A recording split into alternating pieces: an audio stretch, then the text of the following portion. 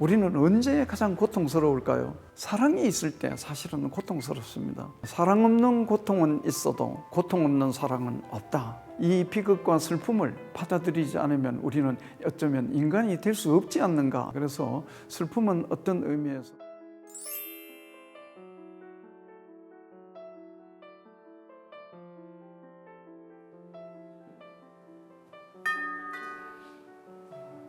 안녕하세요. 시인 정우승입니다. 오늘은 인간의 감정 중에서 슬픔에 대한 감정을 서로 함께 생각해 보고자 합니다. 인간의 감정은 여러 가지가 있겠죠. 우리가 그것을 간단하게 희노애락이라고 서로 이야기를 나누고 있습니다. 그런데 희노애락 중에서 A에 속하겠죠. 왜 슬픔의 감정이 우리 삶에 중요할까? 저는 그것을 제 어머니가 저한테 하신 말씀으로 먼저 말씀을 드려볼까 싶습니다. 제가 고등학생 때 제 어머니가 부뚜막에 앉아서 가계부 노트에 이렇게 연필로 시를 쓰시고 하셨는데, 어머니가 돌아가시기 한 두세 달 전에 저한테 이런 말씀을 하시는 거예요. 제가 시를 쓰고 있으니까 시를 쓰는 아들한테 하고 싶었던 말씀이라고 생각됩니다. 시는 슬플 때 쓰는 거다. 어머니가 저한테 그런 말씀을 하셨어요. 그래서 저는 깜짝 놀랐습니다. 왜냐하면 그 말씀을 듣는 순간 지금까지 제가 시를 쓰면서 슬프지 않을 때 시를 쓰지 않은 적이 없는 거예요. 저도 늘 제 마음이 슬플 때 시를 썼다 이렇게 생각됩니다. 그래서 제가 원래 한국 문단에 등단한 지 50년이 되는 해입니다. 그동안 약 1100여 편의 시를 쓰고 발표해 왔는데요. 제 시의 어떤 그 발원지, 제 시는 어디에서 시작될까요? 그것은 바로 인간의 어떤 비극입니다. 모든 예술은 그 인간 삶의 비극에서 꽃이 핀다 이렇게 생각됩니다.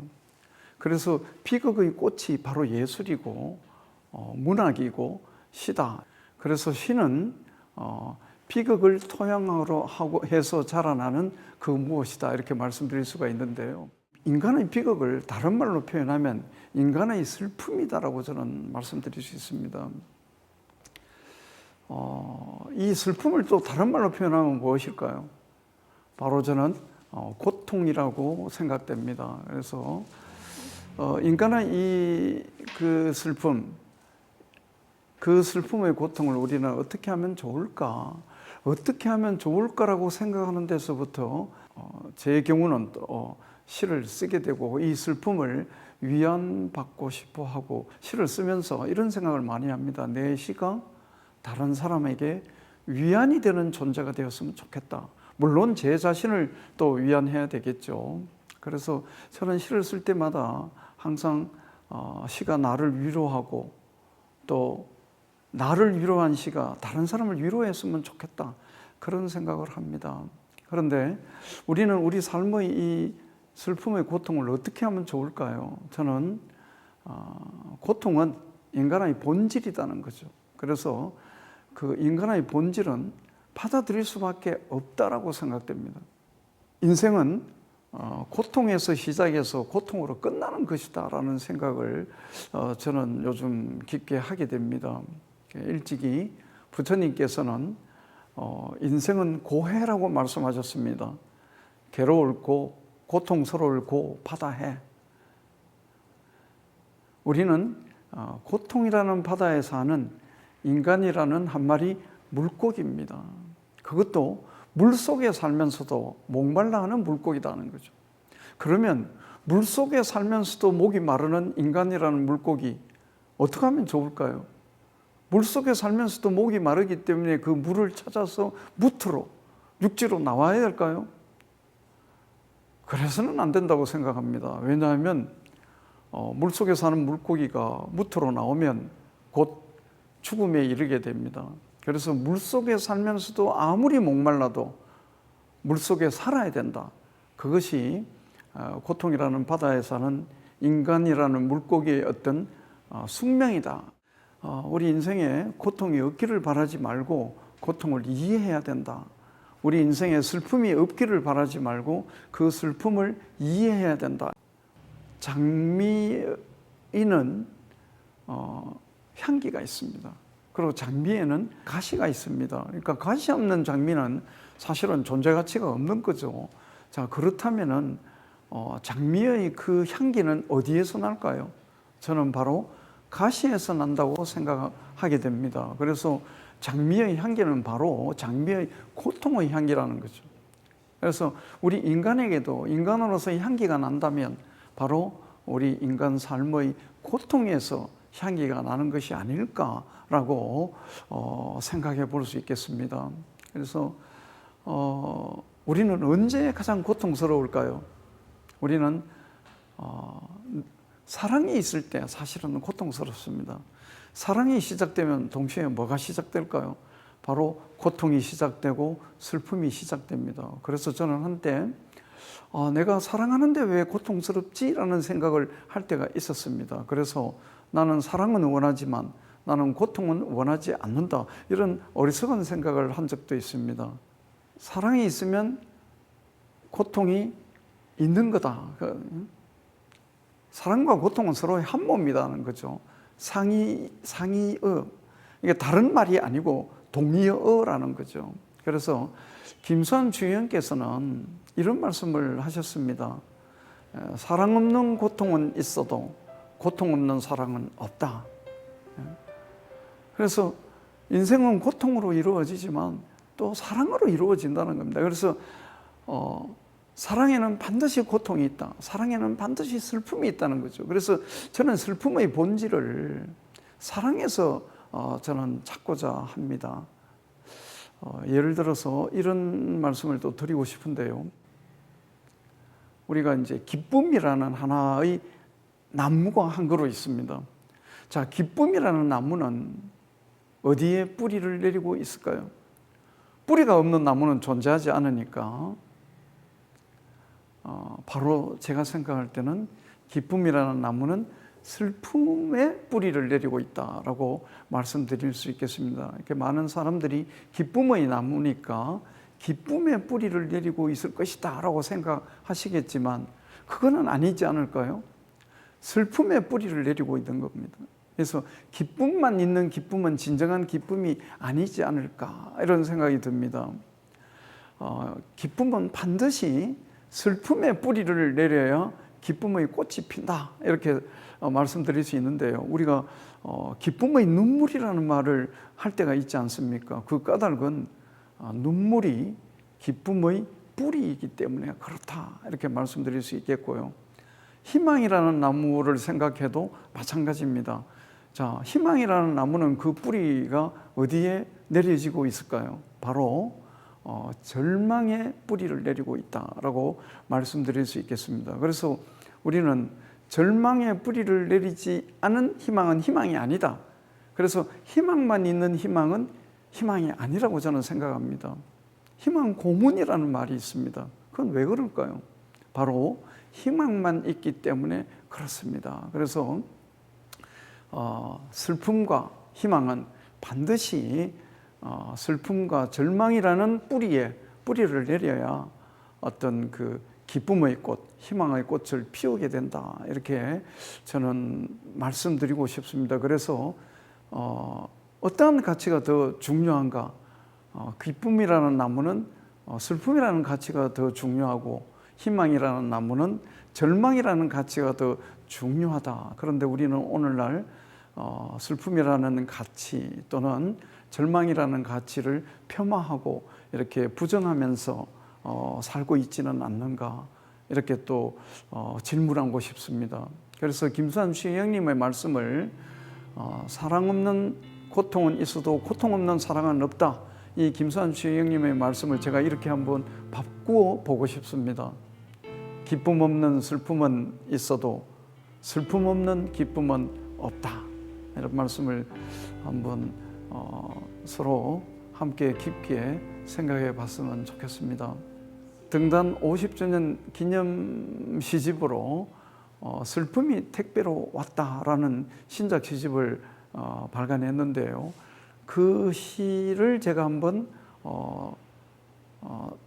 낭독해 드리도록 하겠습니다.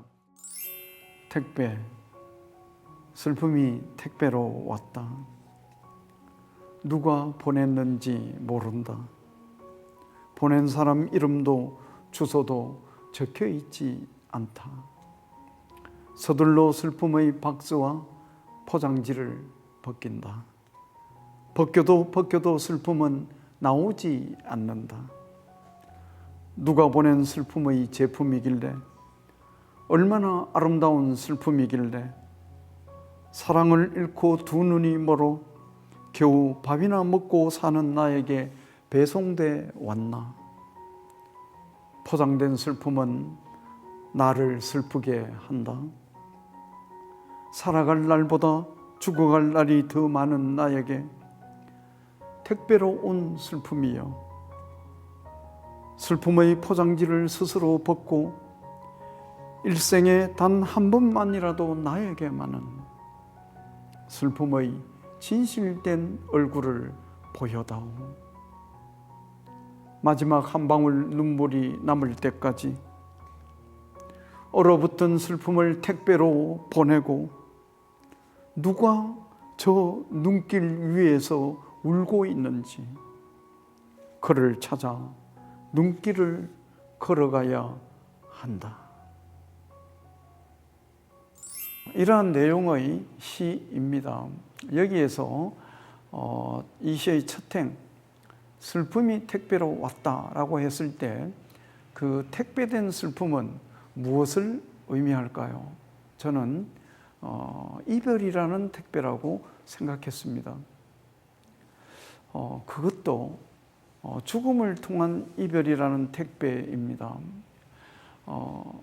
이별에는 여러 다양한 종류의 이별이 있겠죠. 그런데 가장 견디기 어렵고 힘든 그 이별이 죽음이라는 이별, 죽음을 통한 이별입니다. 그래서 우리는 죽음을 통한 이별이라는 택배를 사실은 누구나 다 받기 싫어하고 또 받지 않으려고 그럽니다.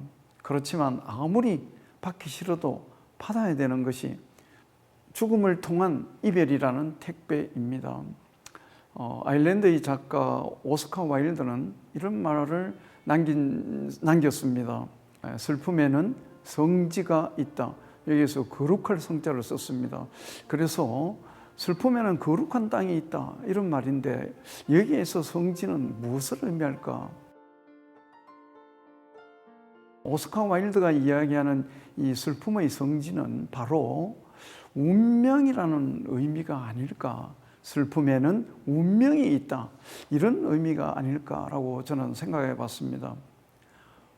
그래서 운명이라는 말은 희극보다는 비극, 기쁨보다는 슬픔에 속한다, 이렇게 생각합니다. 우리가 이것은 나의 운명이야 라고 생각했을 때 대부분 그 운명의 기쁨을 생각하기보다는 우리가 슬픔을 생각하면서 우리가 운명이라는 말을 쓰게 됩니다. 결국 우리 인간의 운명은, 나 자신의 운명은 받아들일 수밖에 없습니다. 그래서 우리는 각자 자기 자신의 운명대로 우리는 살아가는 것이 아닐까. 그래서 운명을 원망하거나 거부하거나 부정할 수는 없는 게 아닐까. 나의 운명이 내 삶의 거룩한 땅이다, 그렇게 생각할 수 없을까요? 그래서 우리는 우리의 운명, 그 비극과 슬픔을 긍정하고 이렇게 받아들일 수밖에 없지 않을까, 저는 그렇게 생각합니다. 예를 들어서 평소에는 웅덩이 같지 않았는데 비가 막 오면은 이렇게 좀 움푹 꺼진 땅에는 무엇이 고입니까? 물이 고이지 않습니까? 그래서 웅덩이가 됩니다. 이래서 여기에서 고인다는 것은 무엇을 의미할까요? 받아들인다는 것을 의미합니다. 산에 비가 오고 나면 산에 나무 뿌리들이 물을 받아들였다가 더 이상 받아들이기 어려우면 어떻게 될까요? 그 물이 강으로 흘러갑니다. 그러면 산의 물을 강이 받아들입니다. 또 그 강물은 어디로 흘러갑니까? 바다로 흘러갑니다. 만일에 바다가 강물을 받아들이지 않고 거부한다면 어떻게 되겠습니까? 바다가 될 수 없습니다.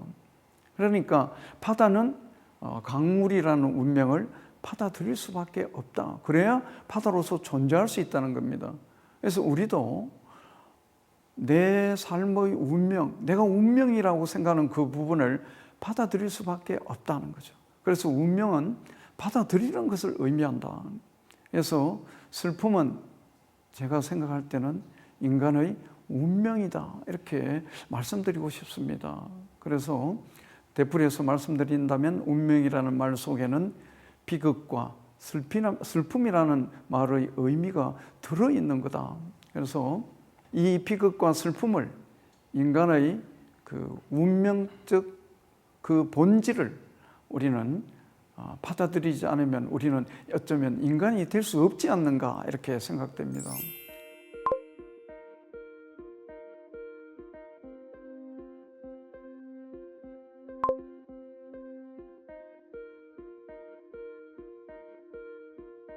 그 유대인들의 초전통파 공동체인 하시디즘 공동체에는 슬픔의 나무에 관한 이야기가 있습니다. 사람이 죽으면 커다란 슬픔의 나무 밑으로 간다고 합니다. 그래서 그 슬픔의 나무에 가서 그동안 살면서 겪었던 모든 인생의 고통과 그 불행을 그 나뭇가지에 걸어놓고, 그리고 그 슬픔의 나무 주위를 이렇게 빙빙 천천히 걸으면서 돈다고 합니다. 왜냐하면은 자신이 걸어둔 그 인생의 고통과 불행보다는 다른 사람이 걸어둔 그 고통과 불행, 즉 덜 고통스럽거나 덜 불행해 보이는 것이 있으면 자기 자신의 것과 바꾸기 위해서 그 슬픔의 나무를 이렇게 빙빙 이렇게 천천히 돈다고 합니다. 그런데 결국에는 다른 사람의 것이 아닌 자기가 걸어놓은 것을 다시 선택하게 된다고 합니다. 그러니까 항상 자기 자신이 가장 고통스럽고 자기 자신의 삶이 가장 불행하다고 생각해서 이제는 슬픔의 나무 밑에 가서 다른 사람의 보다 더 가벼워 보이고 보다 더 행복해 보이는 그러한 것을 가지고 또 천국이 있다면 그걸로 가야 되겠다라고 생각하는데, 결국은 자기 자신의 것을 선택하게 되고 만다. 이것은 자기의 삶이 고통스럽던 그 당시에는 정말 견디기 어려웠다 할지라도 결국 자기 자신이 겪은 그 슬픔의 고통이, 불행이라는 고통이 다른 사람 것보다 훨씬 자기 자신의 것이 가벼웠다는 것을 의미합니다. 그래서 그런 것을 깨닫게 된다는 거죠. 그래서 슬픔의 나무를 돌다가 천상을 향해서 떠날 때는 그 슬픔의 나무에 도착했을 때보다 훨씬 더 가벼운 마음으로 슬픔의 나무를 떠나게 된다고 합니다. 그래서 우리는 다른 사람의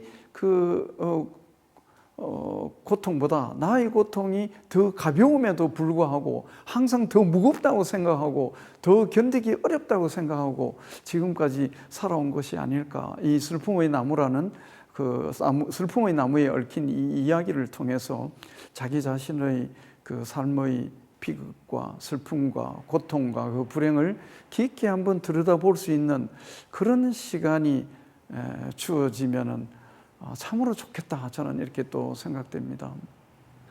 오늘을 살면서 우리는 우리의 삶의 슬픔을 도대체 어떻게 해야 될까요? 내 인생의 견딜 수 없는 슬픔을 어떻게 해야 될까요? 방금 슬픔의 나무 우화에서처럼 제가 생각할 때는 인간은 무슨 힘이 없기 때문에 결국은 겸허하게 받아들이는 수밖에 없지 않는가.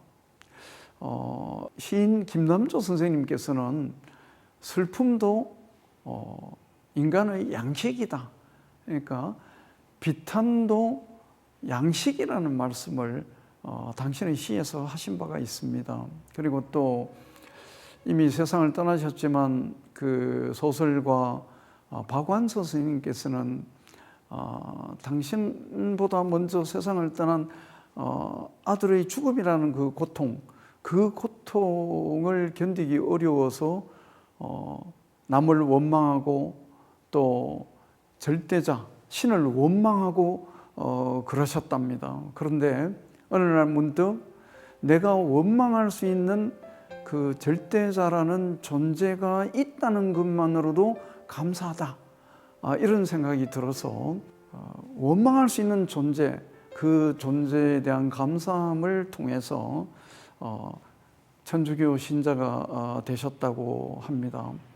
그래서 저는 우리 삶의 어떤 그 슬픔을, 그 비극을 우리 인간의 힘으로 어떻게 할 수 없기 때문에 저는 첫 번째, 시간에게 좀 의탁해야 되지 않느냐. 시간에는 치유의 힘이 있습니다. 물론 시간에게 의탁해도 내 삶의 어떤 그 슬픔과 비극이 완벽하게 치유되는 것은 아닙니다. 그렇지만 그 시간의 힘이 우리들에게 치유의 힘이 되어서 내 삶의 고통의 무게를 조금 더 덜어주고 가볍게 해주지 않을까라고 저는 그렇게 생각해 봅니다. 그리고 결국은 우리는 인간이라는 존재이기 때문에 우리 삶의 어떤 그런 슬픔과 비극을 결국은 신에게, 절대자에게 맡길 수밖에 없다. 또 그런 말씀도 드리고 싶습니다. 이런 이야기가 있습니다. 우리가 남을 용서할 수 없을 때 아무리 노력해도 나의 용서는 신의 몫이다. 이런 말이 있습니다. 신의 몫이라는 거죠. 내 삶의 어떤 그 비극과 슬픔을 시간의 힘마저도 나를 치유해 주지 않을 때 내 삶의 비극과 슬픔은 신의 몫이다 하고 신에게, 절대자에게 그냥 맡기면, 그러면 또 어떨까? 저는 그런 이야기를 한번 드리고 싶습니다. 그래서 인간은 어떤 비극적 존재고 인간은 슬픔이라는 그런 운명적 존재일 수밖에 없다. 그래서 제가 시를 쓰는 이유도 인간 삶의 어떤 그 비극 속에서 그 비극을 어떻게 서로 나눔으로써 서로 위안하고 서로 위로를 받을 수 있을까 하는 그러한 것을 추구하는 어떤 과정 속에서 제가 시를 쓰는 것이 아닐까. 우리 인생에는 많은 비밀이 있지요. 그래서 이 슬픔이야말로 우리 인생의 가장 큰 비밀이라고 저는 생각합니다. 그런데 우리는 그 슬픔이라는 비밀을 경험하면서 그 슬픔을 받아들이지 않을 때, 긍정하지 않을 때 더 슬프다는 거죠. 그러면서 우리는 그 슬픔이라는 인생의 비밀을 받아들이면서 살아갈 수밖에 없는 그런 인간적 존재다라고 생각할 수밖에 없지 않을까. 우리 매일 뭐 먹습니까? 물과 공기와 밥을 먹고 삽니다. 그래서 슬픔은 어떤 의미에서 우리가 매일 먹는 그런 양식과 같은 것이 아닌가. 그래서 어떤 의미에서 슬픔은 우리 삶의 가장 근원적, 본질적 가치다. 그렇게 말씀을 드리면서 우리 인생의 비밀인 슬픔의 감정에 대하여 함께 생각해 보는 시간을 가졌습니다. 감사합니다.